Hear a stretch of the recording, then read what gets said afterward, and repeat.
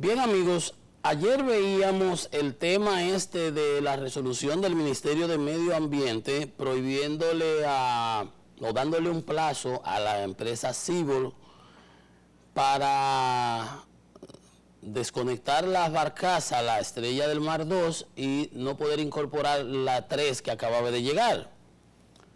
Y yo decía, bueno, que no entendía realmente porque hay una concesión. Ellos pedían que le separaran las resoluciones de la 2 y de la 3, porque en realidad la 3 era para sustituirla. Es una planta nueva, fabricada por Siemens en Singapur, y va a producir 150 megavatios en la ribera del río del Osama, e iba a sustituir a las 2.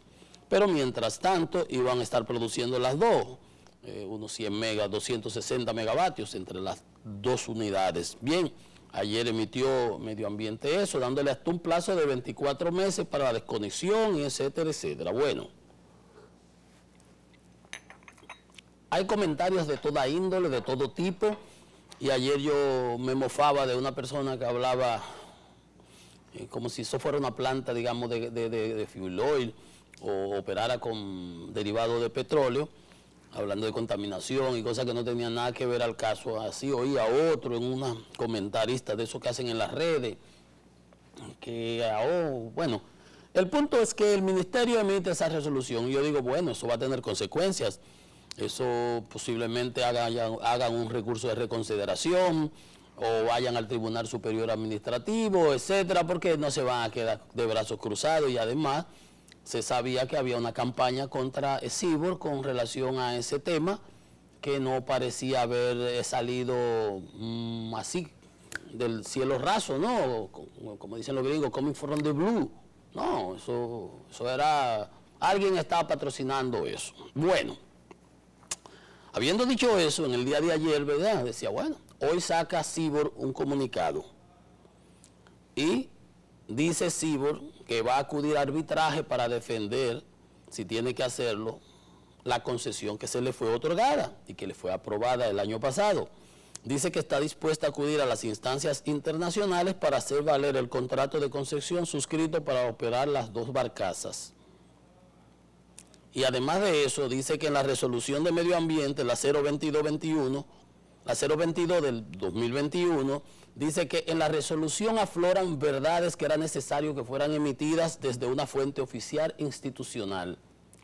Eso me recuerda a mí cuando uno practicaba judo, que dicen que en judo uno utiliza la fuerza del contrario. El gran Mamoru Matsunaga, cuando iba allá en San Juan, sanjuaneros son muchos campeones de judo. Entonces, que era necesario que lo fuera dicha esas cosas que se dicen en la resolución por alguien de manera formal e institucional, porque había muchos por debajo y cosas que no eran, se decían y no se ponían en blanco y negro. Ya están dichas, ya ellos pueden con eso pues manejarse. Dice que la resolución de medio ambiente no establece ningún criterio objetivo para explicar su decisión. O sea, si te le voy a decir que no te permito esa barcaza porque estás contaminando el río, debe decirme en qué consiste la contaminación, cuál es la contaminación que está haciendo del río. ¿Es una contaminación sónica, sonido? ¿Es una contaminación, emite hollín la planta? No, pues, si es con gas natural, si es gas, energía limpia, ¿cuál es la contaminación? Tiene efluentes que contaminan el río, como una cervecería que tira ahí y uno pasa por la George Washington y es bueno, había un olor ahí pestilente y ese tipo de cosas. No, no es así. Entonces, ¿qué? Agua caliente ¿verdad? Que alteran el ecosistema, el medio ambiente. ¿En qué consiste? No dice que ellos que la resolución no tiene ningún criterio objetivo que explique su decisión. No cita ningún incumplimiento o violación de parte de la empresa y tampoco cita ningún incidente de seguridad, de salud o ambiental en sus operaciones. Entonces dice, ¿en base a qué? ¿En base a qué? Entonces, además de eso, yo le decía, bueno, acaba de AES de emitir $300 millones a bono de 5.7 y unos bonos verdes que acaban de emitirse, y todo eso va de la mano con el buen clima, la seguridad jurídica del país. Y esas decisiones, yo decía, eso no va a ser, no es como, ayer mencionaba yo, no es como el gas, como un gas inerte, como el argón, el neón, que no interacciona con nada. Digo, no, eso va a tener sus consecuencias. Y ellos empiezan señalando que si el Estado decide descontinuar, tendría que pagar el costo de la estimación técnica, más la indemnización, lo cual calculan en varios cientos de miles de millones de pesos. Es así. Si se van a un arbitraje, pero que señala también Cibor, además de eso, que los costos intangibles para la República Dominicana serían aún mayores. ¿Cuáles son los costos intangibles? Todo el tiempo que hemos invertido creando un clima de seguridad jurídica, de atraer inversiones, 45 nuevas empresas de zona franca, esas inversiones de AES, esas inversiones de todas las otras empresas que vienen al país. Entonces tú a una empresa del prestigio de Cibor, que tiene 30 años en el mercado, le haces esta acción que es violatoria a sus derechos, según entiende el derecho. Entonces, además de eso, se quejan de que la resolución se le entregó a las 5 de la tarde y que a las 4 ellos le habían pagado al Estado más de 1.000 millones de pesos en impuestos aduanales por la planta que acababa de entrar. Yo sé que es como una especie de golpe bajo. Me coge los cuartos y me emite una resolución de que no puedo operar con las plantas. Entonces, realmente eso no va a quedar ahí. Yo creo que aquí vamos a ver qué decisión toma el gobierno, el presidente intervendrá o cómo se resolverá este conflicto. Pero lo que ustedes pueden estar seguros, como yo les decía ayer, es que esta gente no están solos. Ellos no están solos, ellos sí tienen quien le escriba, no es como aquel cuento del coronel que no tiene quien le escriba. Ellos sí tienen quien le escriba, sí tienen quien le escriba, no están solos. Yo me supongo que ya el Departamento de Estado y quienes tengan que opinar ya deben estar opinando al respecto, porque nos parece, como dicen, bueno, ok, la decisión es esta, porque la planta emite, contamina de esto y aquello. Ya le hemos sometido, como ellos dicen, no hay ninguna violación, nunca ha habido nada, entonces, ¿cómo es la cosa? Entonces, realmente, eso no se va a quedar ahí, y la experiencia que se tiene prácticamente, casi siempre, los litigios contra el Estado, en los cuales el Estado ha sido sometido, han favorecido al privado. Hasta ahora mismo con Odebrecht, que eran 300, qué sé yo cuánto, que estaban sometidos y discutiendo, y el gobierno dijo, bueno, y que llegaron a un buen arreglo, le tuvimos que pagar como 170 millones. El litigio que tuvimos con Ejejaina, Fomper, que yo asistí a Fomper, que tuvimos en el Tribunal de la Corte de Comercio Internacional en París, que fallaron en nuestro favor con 30 millones de dólares, son de las pocas veces en las cuales el Estado ha salido ganancioso en alguno de esos litigios internacionales, porque tú no puedes, habiendo emitido, el Estado hay continuidad jurídica. Si el Ministerio de Medio Ambiente le otorgó una concesión que dice A, B y C, ahora llego yo y digo, bueno, ahora yo no le voy a aceptar ese A, B y C, ahora se la cambio. No es así, usted no puede hacer las cosas de esa manera. Y que una asociación de abogados medioambientales, porque de una vez se inventan una sigla y una cosa igual, ¿quién lo patrocina? ¿Ustedes creen que es casual? No, no hay nada casual. Y aquí hay realmente un interés, hay grupos de intereses que están, no digo que hayan presionado al ministerio, pero ha habido presión y ha habido un manejo mediático que a veces condiciona la toma de decisiones. Lo que sucede es que el regulador tiene que ser, en este caso, el ministerio actuando como una especie de regulador, tiene que ser imparcial y una especie de decisión cuasi judicial, como un juez. Yo oigo tu alegato, yo oigo el suyo, yo pondero, yo evalúo y al final doy una decisión que debe ser lo más equidistante posible, lo más lógica, racional y correcta posible en función de las leyes. Entonces, bueno, yo no pienso que eso se quede ahí, ya lo dijeron, le va a costar miles de millones de dólares a la República Dominicana cualquier decisión, si con esa decisión se sigue. ¿Por qué no va a ser así? Ellos no se van a dejar, nadie va a dejar. Una gente que hace unas inversiones, se le aprueba, lo traen, pero ven acá, pagan los impuestos y todo, o sea, tú, te digo, es como en judo, ya tú se las pusiste todas ahí, todas se las pusiste ahí en la mesa. Bueno, vamos a ver, pero desafortunadamente esto no pinta bien para el clima de inversiones, para la seguridad jurídica, para las inversiones en el país, porque esto genera ruido.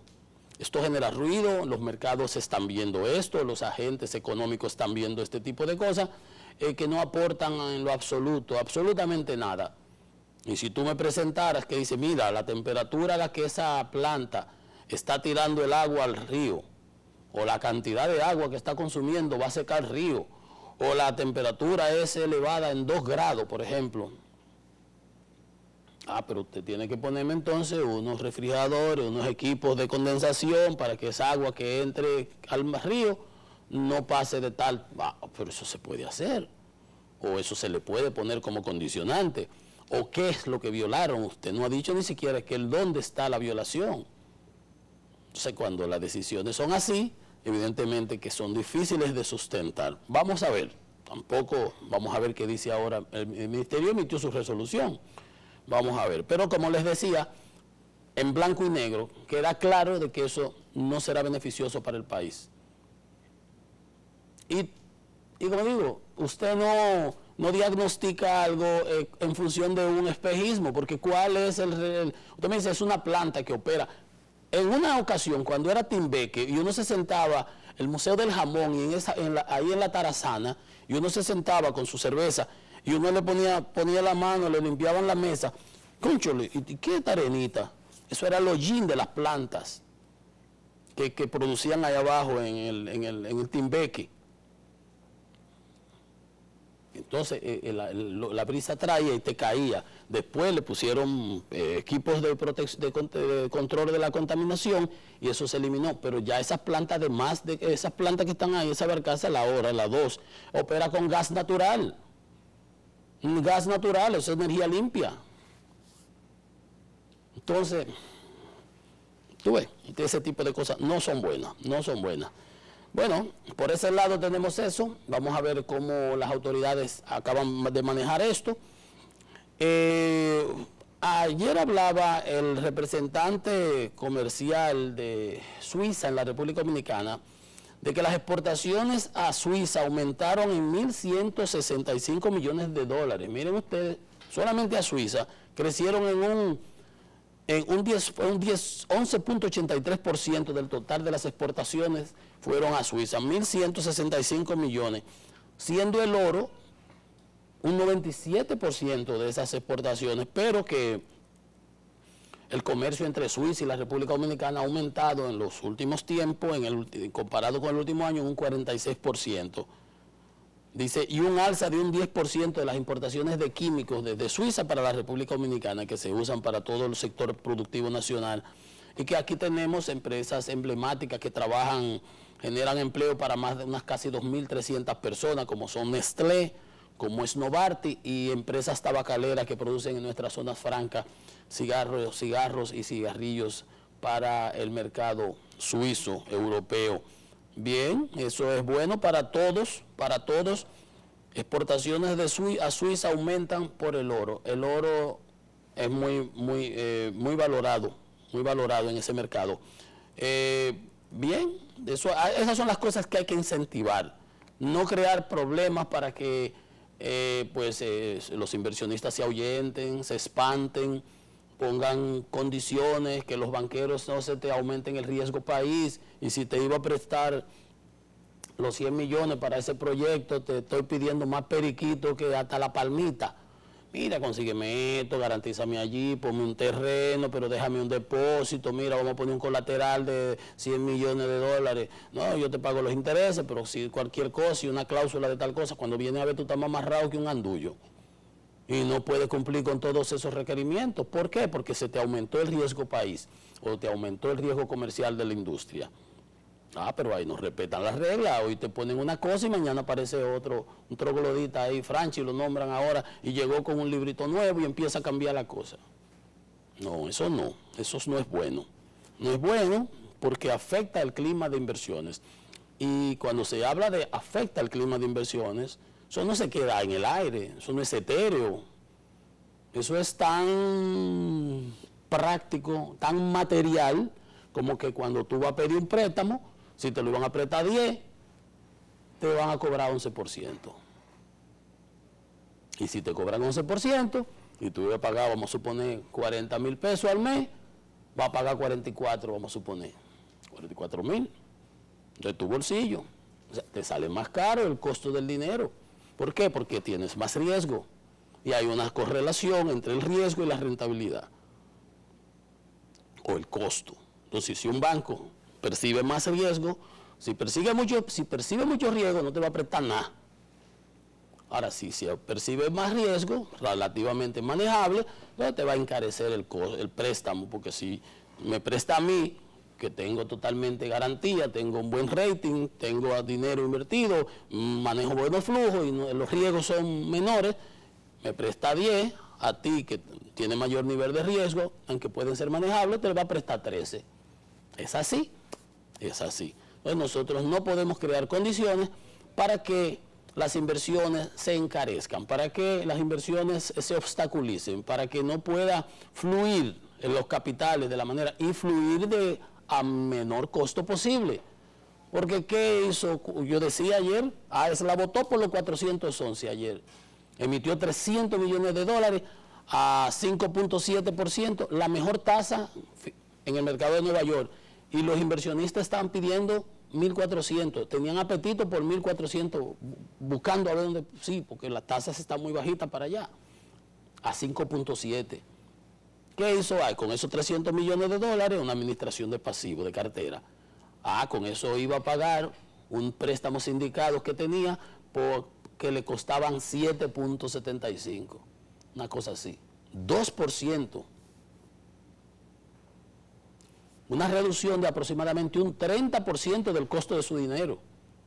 Pues si yo estoy pagando 7% y me financio 7.7, vamos a suponer, y me financio a 5.7, 6 casi, y el otro casi 8, la diferencia son 2, de 6, 30%, 33%, un tercio. Si yo estaba pagando 3 millones de dólares al mes, vamos a suponer, o al año, de intereses por ese préstamo, por ese bono, por esos financiamientos, y lo bajo a 2, no está bueno. Pero claro, 56 millones, 60 millones de pesos de ahorro, por salir a buscar un financiamiento y repagarse, un reenganche, pago lo que debo, con un financiamiento más barato. Pero si es lo contrario, si yo tenía un préstamo a 5, 7, y necesito renovarlo y se venció y no tengo los cuartos y voy a emitir otro bono para sacarlo y me piden 7, ¿qué pasa? Que si yo pagaba 2 millones mensuales, ahora voy a tener que pagar 3 millones mensuales. ¿Y quién pierde? Pierdes tú. Perdemos todo. Pierde la competitividad de la nación. Nadie gana. Los banqueros, que al final del día manejan sus relaciones.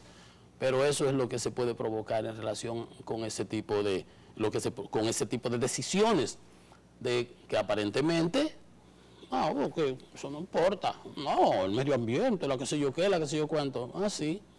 Nada es en vacío, todo tiene un marco de referencia, todo tiene sus consecuencias, Y ahí les he explicado más o menos cómo funcionan los mercados y cómo eso se evalúa, cómo eso se interpreta, cómo se percibe y cuáles son sus consecuencias. Hacemos otra pausa y venimos con más en Economía y Mercado.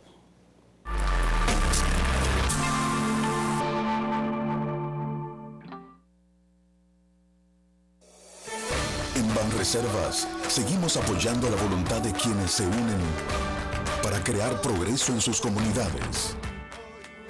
A través de Prospera Banreservas, llevamos 20 años impulsando a decenas de empresas que traen prosperidad a miles de familias, a la vez que sembramos un mejor futuro. Banreservas, 80 años siendo el banco de todos los dominicanos. Hola, hoy voy a explicarte algunos derechos que te corresponden como usuario financiero. Tienes derecho a recibir, tanto de los bancos como de la Superintendencia de Bancos, orientación acerca del funcionamiento, las características y el manejo de tus productos financieros. Tienes derecho a reclamar. Si sientes que tus derechos han sido vulnerados, puedes exigir que sean respetados presentando tus quejas, denuncias o reclamaciones de forma totalmente gratuita. Y recuerda, en ProUsuario estamos para escucharte, orientarte y respaldarte. ¿Ya tienes tu factura digital? Ahora conoce las ventajas de nuestros canales. Notificaciones, consultas de pagos, facturas y balance vía WhatsApp. Registro organizado y archivo de tus facturas por correo electrónico. Consultas, pagos y descargas de tus facturas con proyección de consumo mensual por oficina virtual.